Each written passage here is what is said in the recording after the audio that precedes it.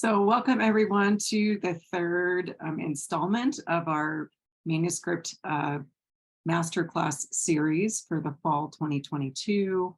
Today we're going to be talking about 10 common mistakes, or as I like to call them, blind spots, and how to avoid them, or as I was just saying, work more gracefully with them. So I'm excited to share these ideas with you, and I'm also excited to have a chance to answer your questions toward the end of our time together.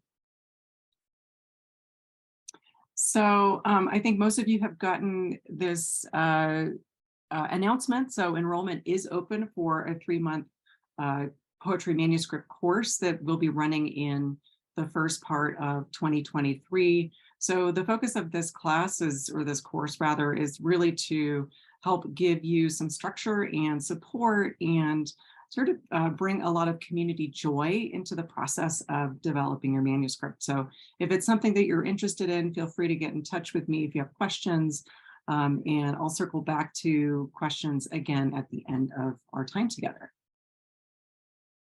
So common mistakes and how to avoid them. So I just want to pause for a moment before I dive into these 10 points we're going to explore today and say that I made so many of these mistakes myself and even continue to run up against these blind spots in my own process. So as many of you know, Bloodline, my first collection, it took close to 10 years for me to develop that manuscript, and then on top of that, the publishing and then promotion process went well beyond that 10 years. And so during that time period, I cannot express to you how many of these challenges I came up against, and through talking to a lot of folks in various classes who are developing manuscripts, my students, my peers, I've seen these common blind spots come up and sort of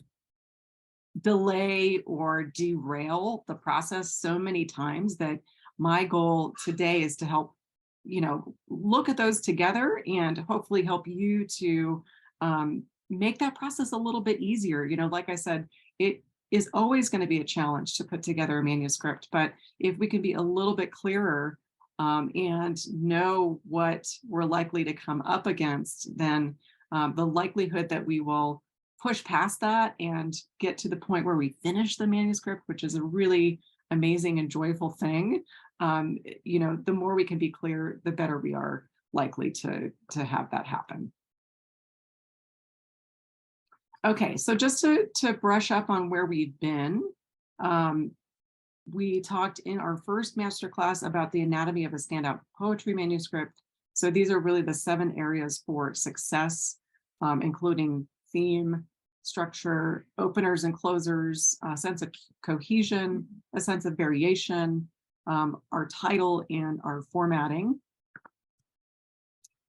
And in the last class, we talked about how to sequence poems in a book, the essential steps that we can take to sort of identify and look at what we have in front of us. So identifying the themes, finding anchor poems, finding those really good openers and closers, understanding how poems talk to one another, which is sort of a phrase that's thrown around a lot, and how to order for both cohesion and variation. So if you missed the last class, class number 2, I really recommend going back and reviewing that and familiarizing yourself with that part, because that's a biggie. That's a biggie in terms of our ability to move forward in the process. Okay, so let's talk about these common blind spots. And again, I just want to emphasize that, there is no right way to go about the process of developing a manuscript. It is not a formula, but being clear, right? Having these lenses that help us open up that process and to focus that process is really very, very helpful. So when we know more about the process, we know what to do next. We can avoid taking a lot of side routes. Like I said about my own manuscript, I got lost plenty. I went on all kinds of side routes that were not fruitful. And it's really only through I would say the power of the community that was around me, that I didn't end up getting overwhelmed and giving up, right? So that's the thing that we really want to avoid, is this sense of, I've tried all these things and I'm just, it's not working. I'm just going to put it in a drawer. Okay, so first blind spot. And I've seen this, this was certainly something that I did. I've seen other folks, sort of get stuck with this, which is that we want to go straight to sequencing, right? We want to just go straight into figuring out how it all fits together. So it's like, as if we could lay out the poems like a jigsaw puzzle, and they're just naturally going to all fit together in some way, rather than, as we talked in the last two classes, really stepping back and getting a good sense of the landscape, the territory, the themes of the book, first, and from there understanding how the poems come into that puzzle, if you will. So we really, really do need to understand the book's territory before we start sequencing poems.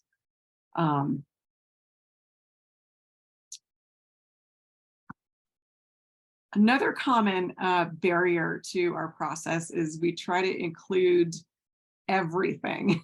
So, and this was certainly true for my own manuscript process. I had a lot of poems that were published in individual journals.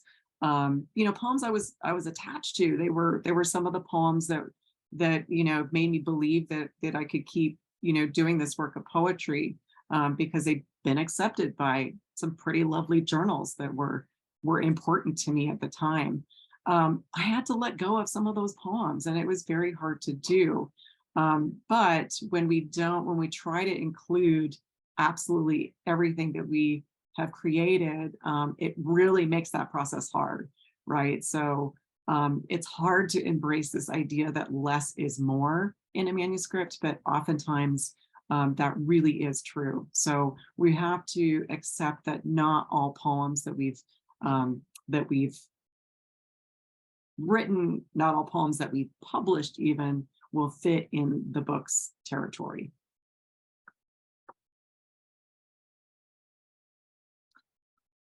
Third, and this is controversial, right? This is my own viewpoint, and you may disagree with me. I think we don't start the process soon enough. I think that once we have a good number of poems, it's a healthy and helpful thing to start looking at how those poems are working together, how they're talking to one another, before we even think we have, whatever we think of as enough for either the chapbook or the full-length collection. Any artist would, of other disciplines, would be doing the same for the work that they have in front of them. So, painters, for example, they're not necessarily just going to paint whatever comes to them willy-nilly. If they're in an exploratory phase, they're going to see, oh, you know what, actually, I'm really interested in going in this particular direction. I think in order to have a show, in a gallery, I'm gonna complete a series that explores X, Y, and Z, right? So I think as poets, even though I don't want to suggest that we're necessarily going to, quote unquote, do a project book, we are.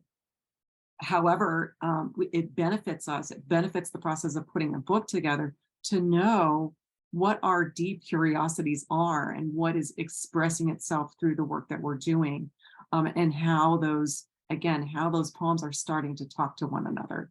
So I recommend that, maybe start a little bit earlier. Maybe start when you aren't so sure about, the absolute territory of the book. Look at what you have going on. Ask yourself questions about what else suggests itself as a possibility from what's already sort of, emerging from your process naturally.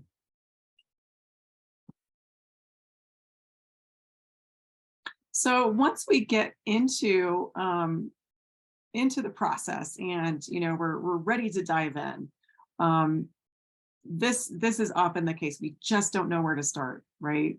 We might try to start, sequencing poems. We're, sort of floundering. We're, spreading out the poems on a table or on the floor or so forth. And we tend to, in this case, focus more on the details, which poems are, like the individual poems and how those individual poems are so important to us, for example, instead of focusing on the bigger picture, or taking a more structured approach and finding out really, again, sort of opening up our perspective and creating the lens of the book as a whole. So when we get stuck in these details, it just makes it really hard over the long run. So it's important that we do the work to open up, really look at that big picture, and not pressure ourselves to have all the detailed answers right away.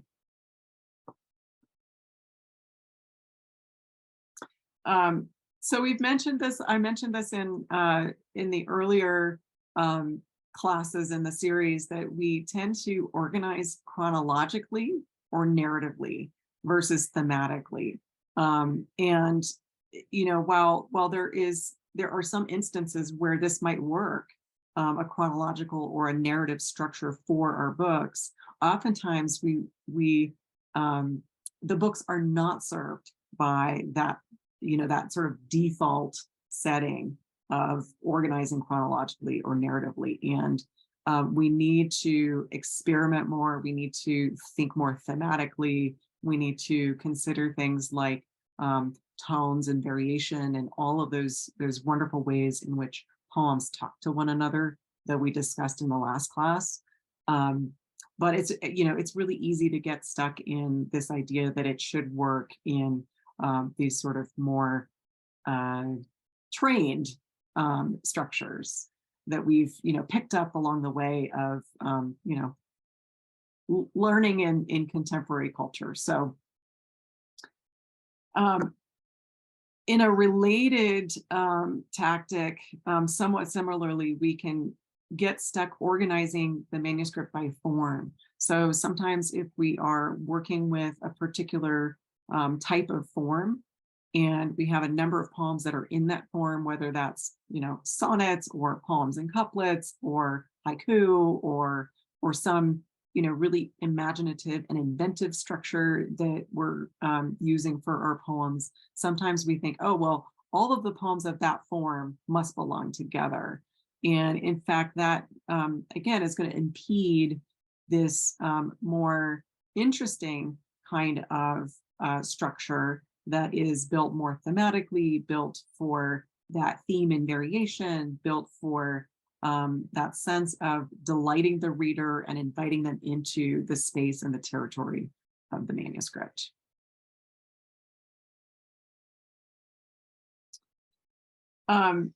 This is something that we talked again a little bit about in last week's class. We don't have enough variation. So we might really get stuck. So say we have, 100 poems that we're choosing from for the manuscript, and we think that maybe 50 of those poems might make it in. Well, we choose 50 poems that have a lot of similarity, and we don't think enough about the variation in tone. And again, this comes back to thinking of the book as a territory. A theme is not, it's not a box, right? There's lots of variation in a territory, in a landscape, right? We have mountains, we have plains, we have deserts. They're all adjacent, but they're not the same. And that's what makes a landscape interesting, or a book, a territory, really vibrant for the reader. So the solution is we really need to favor a degree of variation. And again, it comes back to understanding that territory and how things can relate, but do different work within the book.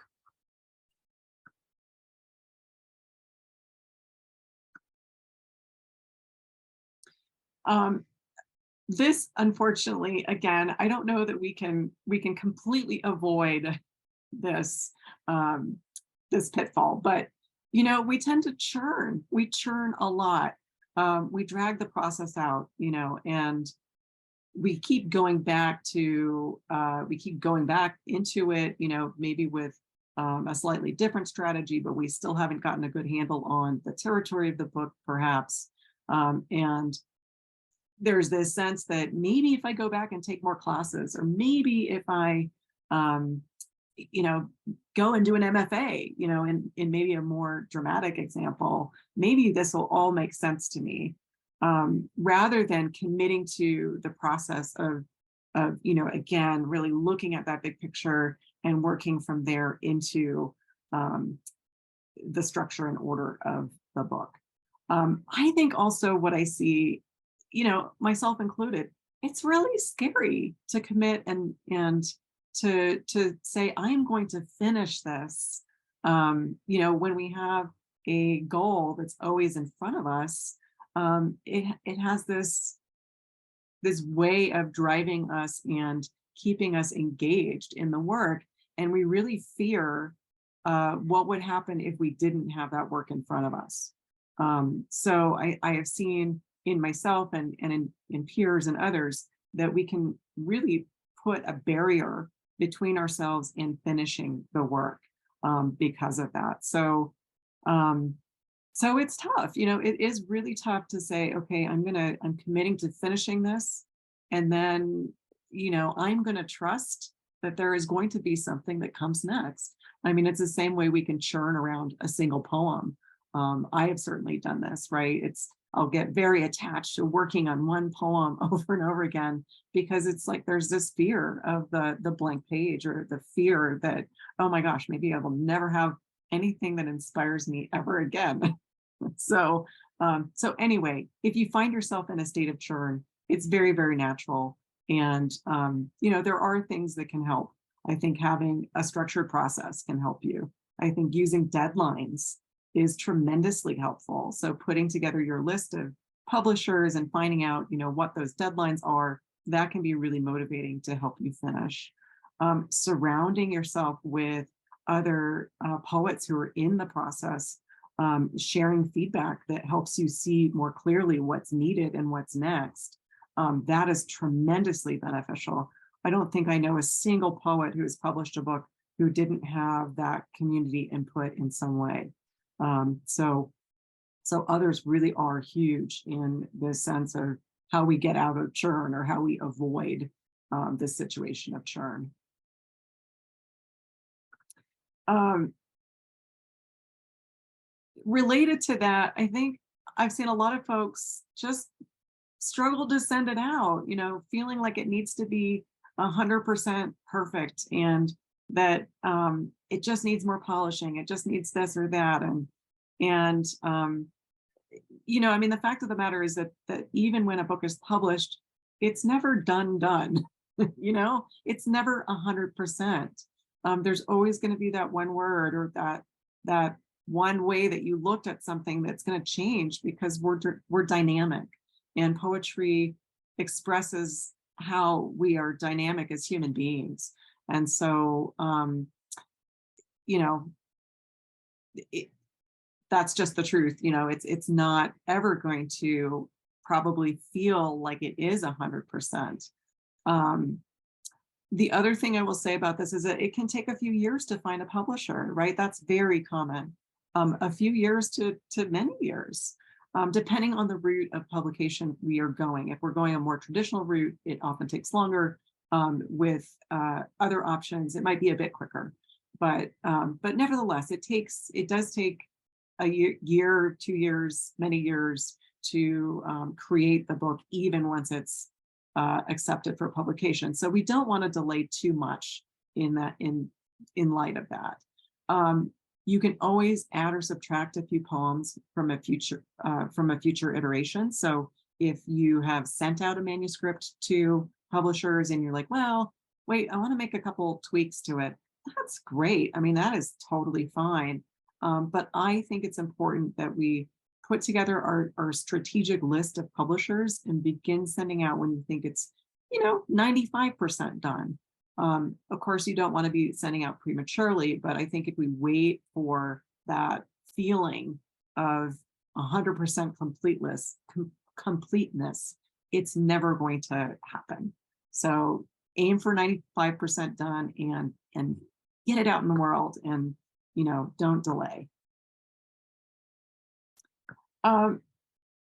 Another variation of this tendency to focus on that 100% and keep ourselves in that stage of not putting it out there, we tend to revise endlessly. Even if we're sending out, we revise the manuscript every time we get a rejection. We're going back and scrubbing it and scrutinizing it and reordering things and doing the heavy lifting every single time. In fact, there's no real rhyme or reason a lot of times to a rejection from a publisher. So I think that once we've done the work, once we feel 95% about it, we should just start focusing on the numbers, really move into and embrace that submission process. Get it out to as many appropriate places as you can, the publishers that you've identified as a potential good fit for the manuscript. Most authors receive dozens upon dozens of rejections. It just comes with the territory. It is not a judgment of the quality of your work. So my very strong recommendation and my hope for you is that you will finish your book, you will feel great about your book, you will send it out there, and you will move on to the next thing. That is the only way to preserve our joy in writing. And I've seen a lot of folks get super, I won't say, maybe depression is one way to describe it. We can just get into a big rut around writing when we are still tying up our creative energy in something that really should be a complete and whole thing, whether or not it has been accepted by a publisher.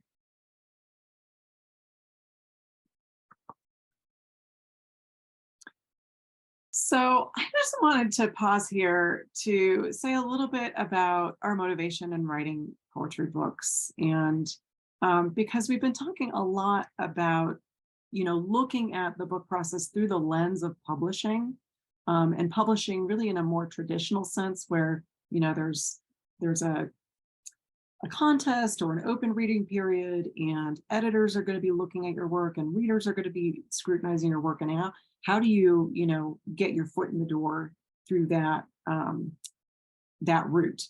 But I want to propose another perspective, which I think is very important, even if we are still holding that aspiration to have the book out in a traditional sense. I think that writing a book of poetry is it's a radical act of faith in human potential. And it's the sum of many, many creative acts of yours. And I think that's a powerful thing. I think it connects us as human beings across time and space. We never know how our works are going to live in the world, what reader will need our poems now or someday. And I think it's important that we put our attention towards our books in that sense of, maybe that broader vision for what our work is doing out in the world and for us as creators. I think it's important that we finish, that we have faith that finishing is a way of honoring, again, that deep creative process that we've been through in order to create the poems. So if nothing else, I just want to encourage you to finish the book for yourself, finish it for the reader that you may never know. Find a community to support you in that sees you and lifts you in that process, whether that's in a poet-to-poet community or anywhere else. A book really is a reflection of its community. So, so do it for yourself, do it for other people, do it within community. I think it's tremendously empowering and important work that we all are doing. And we're not going to get that validation from the world. You know, poetry's, you know, it's extra, right? It's the thing that you know, when I tell people that I write poetry, it's either, oh, that's great, or, oh, okay, I don't know how to react to that. Right? So, so anyway, I hope that you all will feel a sense of, you know, internal vision and purpose around completing your books. So we're going to get to your questions in a minute. Just want to remind folks that seats are limited for this course coming up here. So only 10 seats are available. They are filling up. Early bird discount rates run through November 30th. So if you're interested, I encourage you to sign up before the end of this month.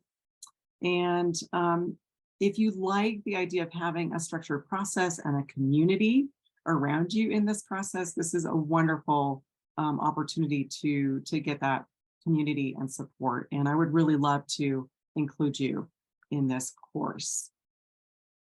Another option, if you're not, you know, if the course is maybe a little bit more than what you're ready to take on, I just want to invite you to join the community. So these are the types of conversations that we're having together. It's a great place to meet other poets who are working on manuscripts. You can exchange ideas with folks. Maybe you'll meet folks that would be good for providing some of that feedback that we've talked about in these manuscript masterclasses. And it's a good way to explore what's happening in publishing, what folks are gleaning from their research, options in publishing, and so forth. The other day, we had a great conversation about whether or not to pursue traditional publishing, or, you know, perhaps work on developing an imprint. Somebody was actually thinking of developing her own imprint to publish her manuscript and others' work. So there's all kinds of dynamic ways in which I think this conversation around publishing it's opening up, and this is a very exciting time around that conversation. Communities, other ways that the community is helpful is building accountability, how to keep focusing on your work in a world that might not be, you know, again, the most supportive of doing something like creating a poetry book. So anyway, I warmly invite any and all of you to join us in the community. It's just $15 a month currently, and we meet twice a month. And there are benefits like 10% off of courses and classes and so forth. So hope you'll consider joining us there. So let's get to your questions. And I wanted to leave, as I said earlier, a good amount of time for anything that's come up in today's discussion or in thinking about the topics we covered in class 1 and 2. You can feel free to unmute yourself or type your question in the chat, and I'll try to get to as many of your questions as I can.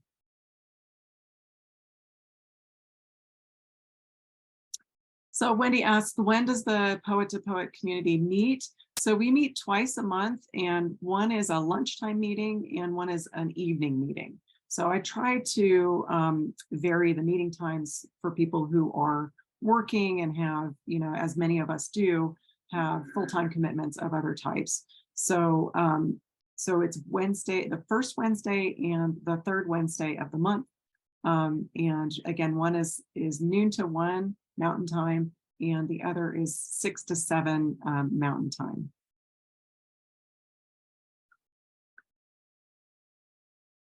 Okay, if you have a good number of poems on different themes, would it make sense to make a chapbook, make chapbook style folders or categories? Yeah, so I think so there are within this idea of theme, there are often sub themes or subcategories. Again, I think thinking about, well, what's the whole territory of the book is really important, and then having it might be helpful to group them by different themes and see how you can braid those together. So we talked about braiding as a strategy in last week's class. Um, but it can be helpful, and other times it's not so helpful, so it's hard to know without looking at the specific poems. But I would just encourage you, Anne, to look at the broader territory and see if you can maybe see the umbrella that's containing all of these different separate themes that you're identifying. Oh, such a good question, Judith. How did I feel after submitting my book? Um, well, I mean, it was a long process of submitting and getting, getting close to publication and so forth. And um, so I guess, I've always felt that when I submitted the book, it it felt good. It felt good to have completed something and to have had an iteration of the book that I felt confident in out there. And whether or not I decided to revise it, which I did, um, upon getting those different levels of feedback, being a finalist or just straight out rejection, I always felt good after submitting what I had submitted.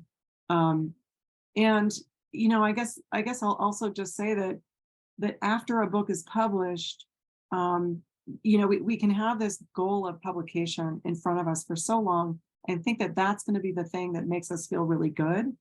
It does feel really good to have a book published. It truly does. And every time I hold my book in my hands, I feel like, wow, wow, this is amazing, and I'm very proud of this work. On the other hand, um, it has not stopped me from feeling like, oh my gosh, what's next? There's always that question of what's next, and how do I go and how do I move into new territory, and how do I keep exploring, different pieces that come up for me as a creative individual, right? So it's always a challenge, I guess, is the other piece of that. So yeah, it feels great. It feels good to get it out there. It really feels good to have completed something. It also doesn't prevent you from feeling like, oh my gosh, now I have to do more. I have to go through this process again, maybe. Um, will the manuscript course include analysis of other poets' manuscripts? So I want to be careful. I mean, yes, but actually, I want to be careful around this word of analysis. I think more what we're going to be doing is providing additional feedback and verification of the insights you are coming to on your own, and possibly helping you to see even greater potential in that manuscript. So analysis or critique, that's not really what happens in this course, but providing intelligent feedback around particular questions that are more process oriented, that's where we're going to be focusing. How to identify relevant publishers.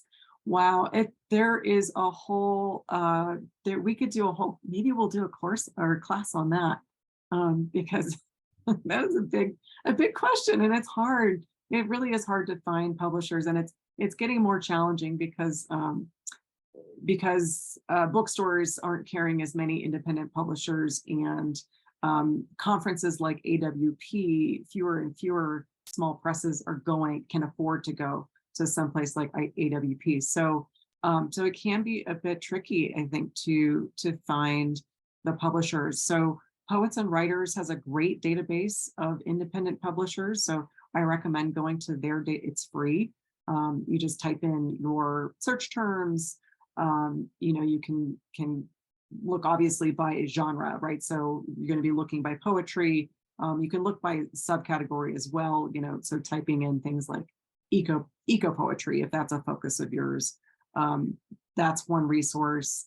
I think also I have seen a lot of folks, and this is true for me, use social media in a way to do some of that research. So following folks in the poetry community, getting to know your peers in whatever community or classes you're part of, seeing what they're reading, finding out about the great books that are coming out, again, either directly from them in classes or through social media, is a good way to find them. The Poet to Poet newsletter, the folks that I interview there, many of them are published by these smaller presses. So definitely check out the presses that are coming up in those interviews, and pay attention to what you like and what you don't like. I think we, we might think, for example, oh, it's easier to get my manuscript published by a publisher who's maybe a little scrappier, right? Like we tend to equate our perception of the quality with our chances for getting a manuscript published. I think this is a bad way of going about, deciding whether or not you have a chance with a particular publisher. Instead, I really recommend targeting publishers who publish great work and work that you think resonates with the territory of your work and how you'd like a book to look in the world. I mean, for me, that the aesthetic quality of the book, of my own book, was very important. And so I ruled out some publishers that I felt weren't doing a good job with the aesthetics. And maybe I would have gotten it published sooner had I targeted some publishers that were scrappier, quote unquote scrappier. But I think it's very important to pay attention to the things that are important to you, and not to compromise too much on that. So I know, and I don't want to dissuade anyone from going in particular directions, but there are some publishers who are a little bit more, publish a lot of manuscripts, for example, and they have a whole system of sort of plugging in a lot of manuscripts to a template that may or may not serve the work. So you might have a better chance of getting published by them, but the outcome might not be to your standards. So things like that become very important. Mention different routes to publication. Briefly introduce what those are and how to choose. Okay, yes. So I think I'm sensing that we need to, this is going to be the next class that we'll put out there, because this is a really vibrant conversation, and frankly, one that I might not be totally qualified. I haven't done all of the research I would want to do in order to make definitive recommendations. But so some of the routes, right? So traditional publishing, there are university presses, there are independent presses. There are independent presses that are much bigger, such as Copper Canyon, and then there are much smaller presses out there. And so even within traditional publishing, there are like those three different types, right? And you can get to those traditional publishers by entering a contest or through an open submission period. Generally, sometimes you may be querying a publisher within that category. So some of them will take queries, writing a letter and saying, I have this book on this topic. Here's who I am. Are you interested in reading it? Right. So those are three routes to three different types of traditional, what I'll call traditional publishers. As I said earlier, that takes a lot longer typically, that process of getting your book published traditionally.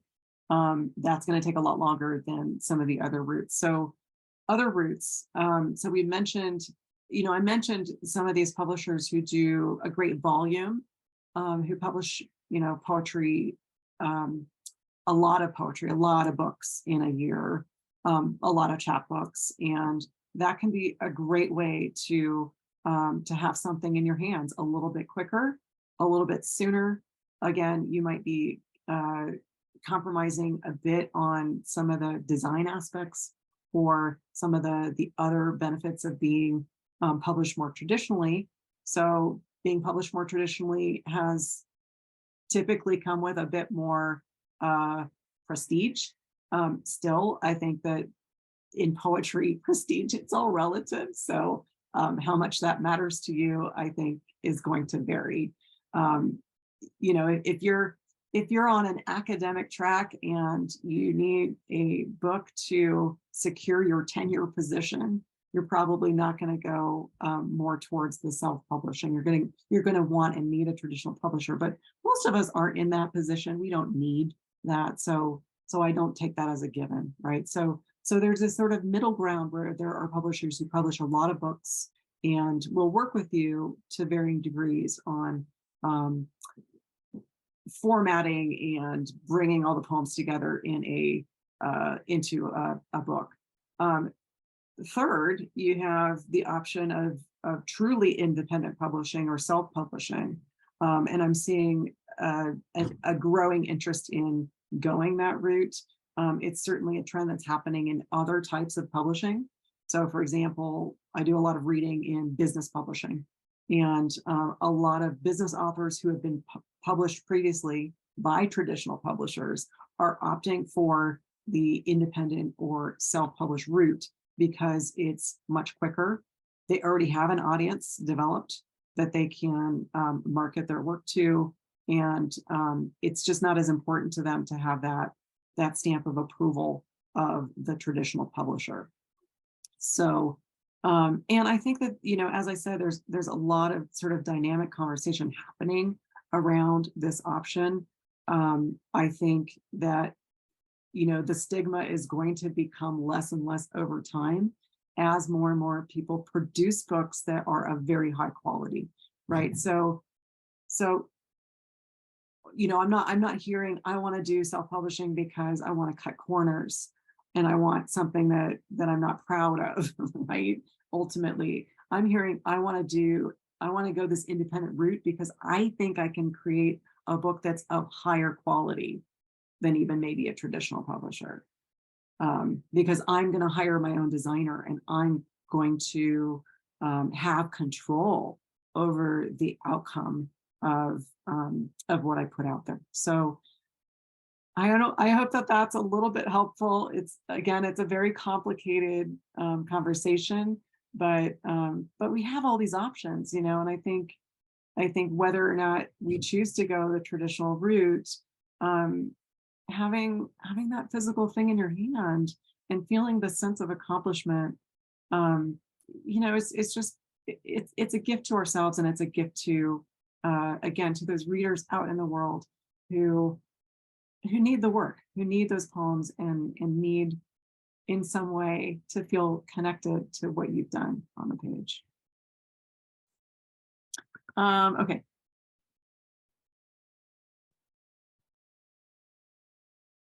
If you have sent out a manuscript to a publisher and it's been returned, would you make changes and then send it back again? Possibly. Yeah, possibly. I mean, I don't think there's any rule that says that you can't. I don't know that I would send the exact same manuscript. I might want to have made some changes in case they are looking and noticing, oh gosh, we already got this thing from this person. But likely, you know, again, the manuscript's going to go through a series of readers, right? And the readers might change. And then it's going to get to maybe it's going to get to the editor. So in fact, the same manuscript submitted in 2 different years, it's going to be read differently. And that's the same for, you know, the individual poems you're putting out there.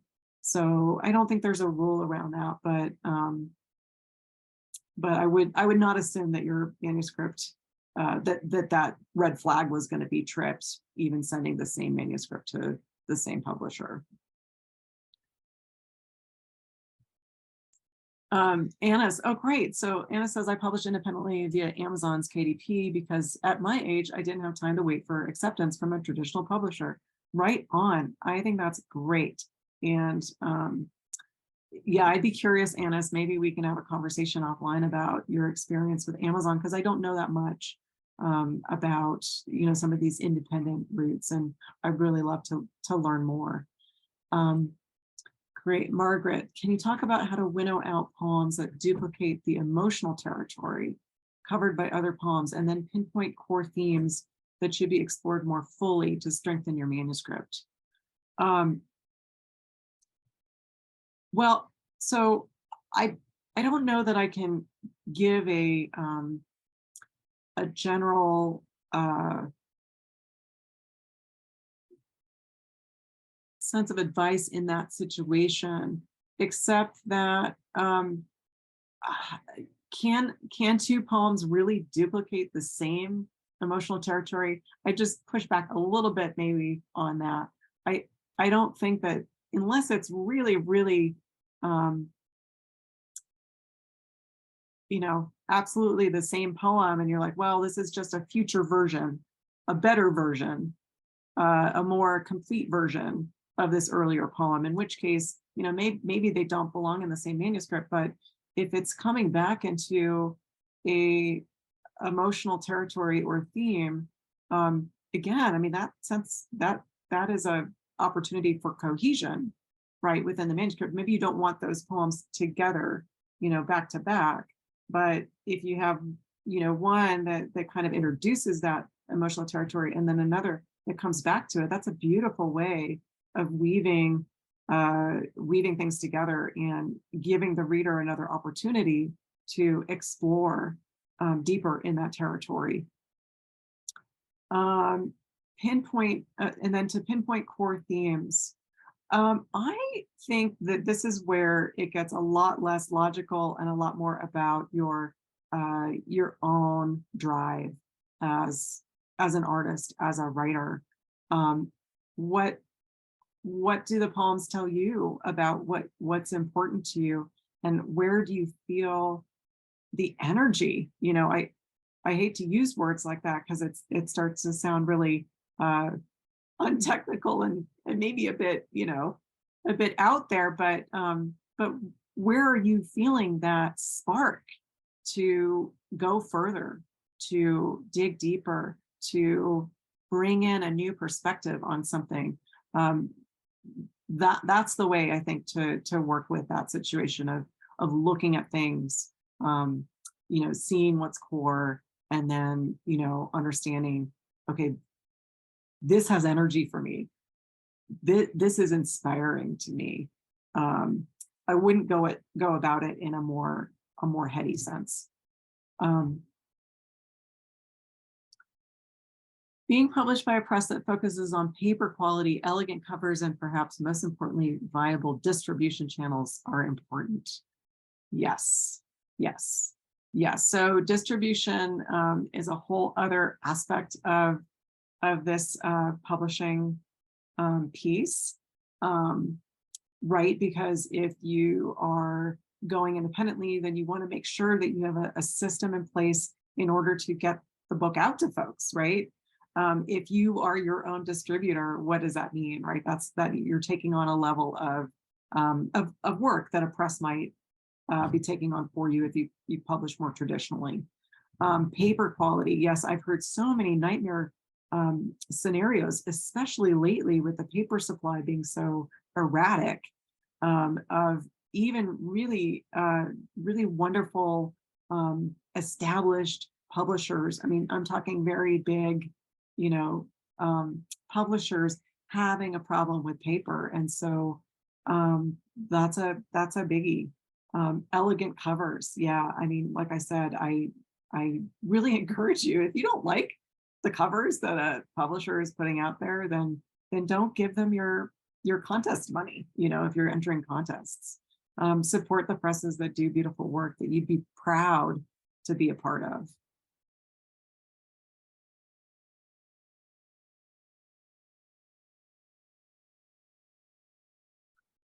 So I'll just open it up. I think that's the end of the questions in the chat, but if anyone wants to jump on and has any other wonderful advice for folks in this territory of finishing the manuscript and getting it out there to publishers, I would love to just hear from you. Serena asks, what about poetry and art or photography? So Great question. I am seeing more and more um, interest in and publication of visual poetry, or poetry that is talking to um, other types of other mediums, visual mediums. So I think that there is a growing interest in books like that. I think the publisher pool, the publishers who are willing to do that kind of work are probably a bit smaller than just a text-based manuscript, but why not? I mean, if this is where you're inspired and energized, then absolutely. I think it's a wonderful way to put our work out there. Kathy says, it seems that regardless of traditional routes of publication, we must market our own books like crazy. Yes, thank you. Exactly. So even if we are, so lucky as to be published in a traditional, by a traditional publisher, it really is up to us as individuals, as writers, to publicize and get our work out there on our own. So that may not actually be a benefit. So it's a benefit we might assume would come with a more traditional publishing route, but in fact, really the onus is almost always on the poet after a book is published. So thank you for saying that. Let's see.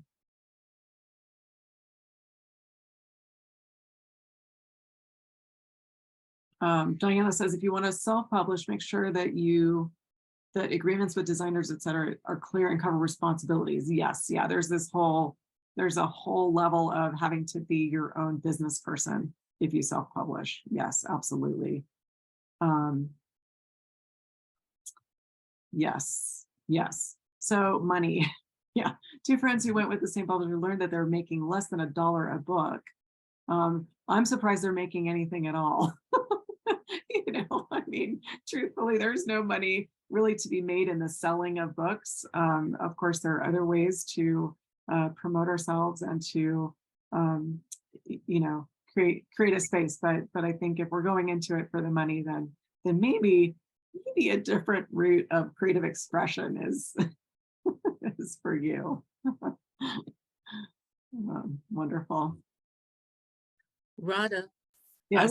I would just like to say a thank you. I started looking at the openers and closings of books, poetry books that I have, and was amazed at how they really do talk to each other or come back around, and then began looking for the themes or repetitions in the poems, and I've gotten through about 6 or 8 poems in one book, and it's there every time. I would not have paid attention to that if not for this class. Thank you. Great. Oh, that makes me so happy to hear that. Thank you.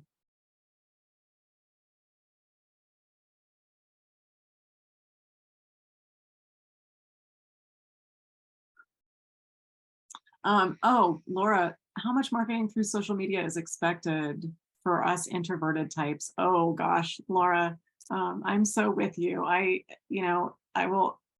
just share this little story because I think it will make you feel in good company.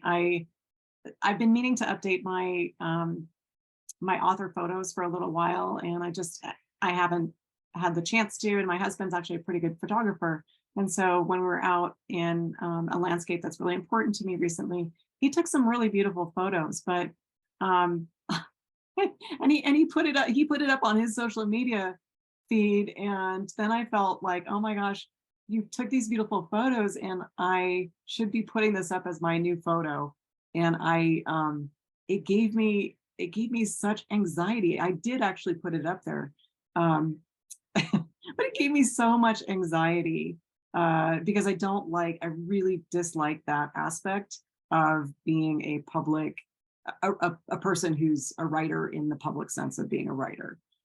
So I think it's tough. I think we have to find our own way through it. I think it can't hurt. I mean, I think the question always with social media in any case, whether it's as an author or not, is how much are you using social media and how much is it using you, right? So the attention that you put into developing connection. I think it's much more about developing connections. For me, I use social media again to keep in touch with what's going on in the publishing space, in with my peers, what they're working on. So I use it more for research and connection than I do for self-promotion, because that's what feels right to me. And I don't know that a publisher will expect you necessarily to to use social media if it's not your main thing, but it can be a useful way to, again, to build those connections. So it doesn't hurt. Let's see. Yes, Mary's reminding us to look in Poets and Writers for the deadlines. Yes, there are a lot of great deadlines coming up. The Colorado Prize is coming up. Wonderful. Great.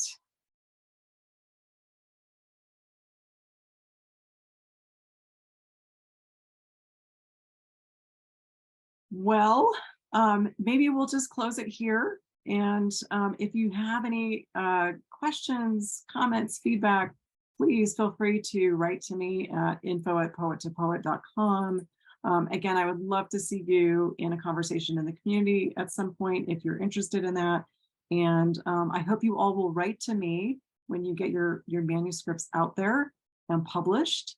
I love to feature folks, again, in the newsletter. And if you have folks that you want me to interview and feature there, I'm always open to suggestions, as well as any suggestions about learning that you would like to see, in a future class. So please do be in touch. And thank you again so much for your wonderful questions and being here for these 3 classes.